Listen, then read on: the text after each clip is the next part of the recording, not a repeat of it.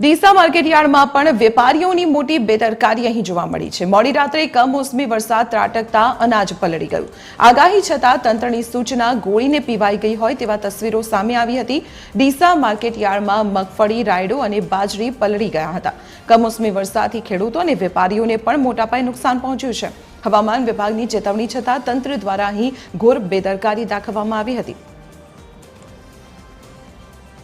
ત્યારે સંવાદદાતા વિક્રમ ઠાકોર અત્યારે ફોન લાઈન પર જોડાયેલા છે। વિક્રમ, હવામાન વિભાગની અગાઉથી જે આગાહી હતી કે વરસાદ વરસી શકે છે, છતાં પણ ખુલ્લામાં પાક રાખવામાં આવ્યો અને આખરે વેપારીઓ અને ખેડૂતોને નુકસાન થયું છે। શું કોઈ પ્રતિક્રિયા સામે આવી છે?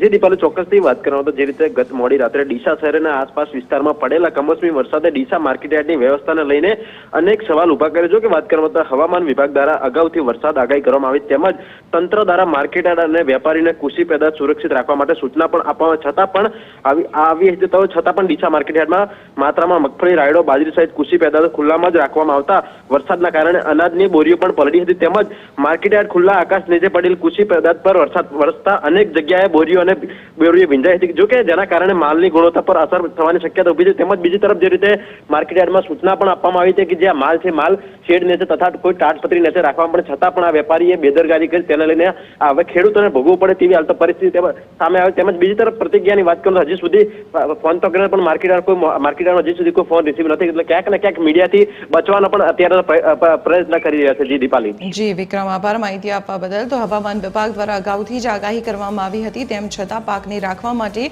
યોગ્ય વ્યવસ્થા કરવામાં ન આવતા આખરે ખુલ્લામાં પડેલો પાક વરસાદમાં પલળી ગયો છે, જેનાથી વેપારી અને ખેડૂતોને નુકસાન પહોંચ્યું છે।